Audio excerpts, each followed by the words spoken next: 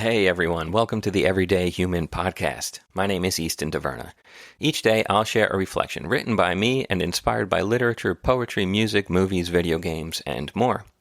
And after that, I'll share a prompt for you to write your own reflection. Together, we'll explore what it means to be human. Every month, we'll walk a new path, taking a look at life, death, the universe, and everything in between. Thanks for coming along. I'm glad you're here. For more, visit eastontaverna.com or join me on Instagram at @the_everydayhuman. Good morning. It's morning by me, 5:30. Still dark out. You can probably still see the stars. It is June 26th, and today's reflection is titled, Time to Come Out of Your Shell. This one was inspired by a quote from Anais Nin. And it comes from the Diary of Anais Nin, Volume 3, from 1939 to 1944. This is our second reflection inspired by Nin. The first was January 27th, Remain Tight in a Bud or Blossom, inspired by a poem by Nin. And here's today's quote. Life shrinks or expands in proportion to one's courage. The world outside is too horrible to contemplate. The news is one long, endless horror story. War between Germany and Russia. Outside is all brutality, sadism, carnage, madness, and treachery. At least the personal world contains a few moments of union, tenderness, creation. The savagery of the world outside is too great for me to bear. We all feel a part of what is being destroyed. Every bomb falls on a house we lived in, on a human being we love. And what can one do? Are we needed in this world?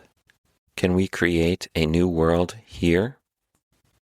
That sounds like she could have written it this year, 2026. But we do not despair. Okay, on to my reflection.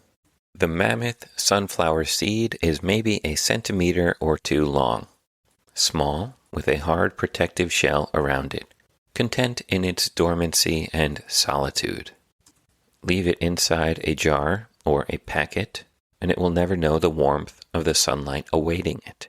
It'll stay like that forever, not much more than a pebble. And maybe it wants to. Take a chance outside, out there in that crazy world. What might happen to it?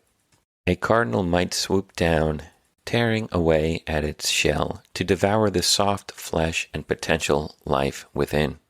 The sun might scorch it, burning it to little more than a husk.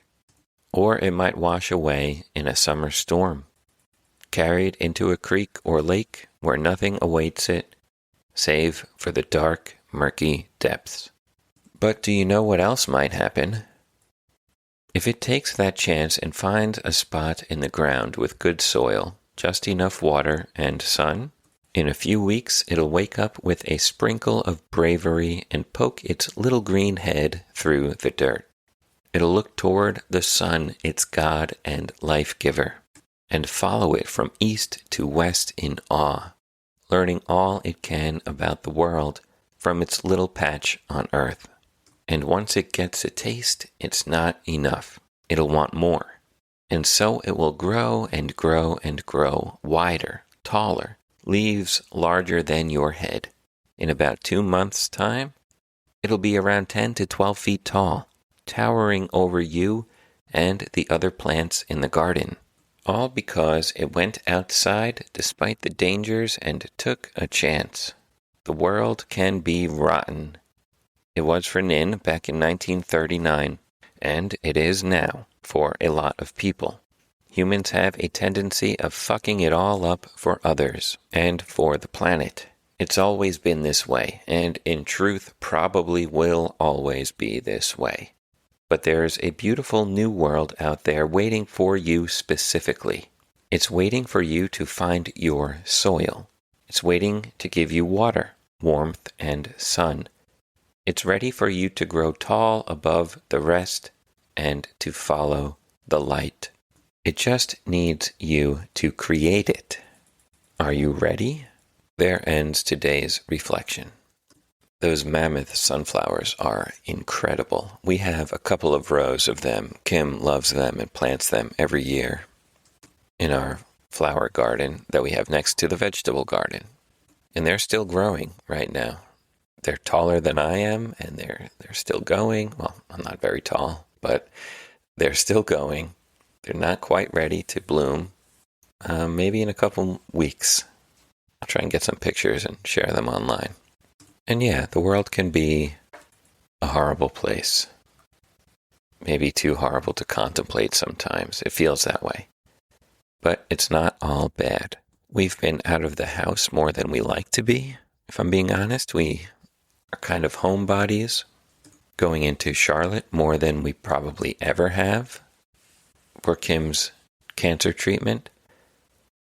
But while we're there, we are meeting such kind, loving, and caring people in her doctors, nurses, the medical teams, and everyone who has been supporting us from a distance through kind messages, phone calls, texts, Instagram posts, sharing the GoFundMe, donating to it.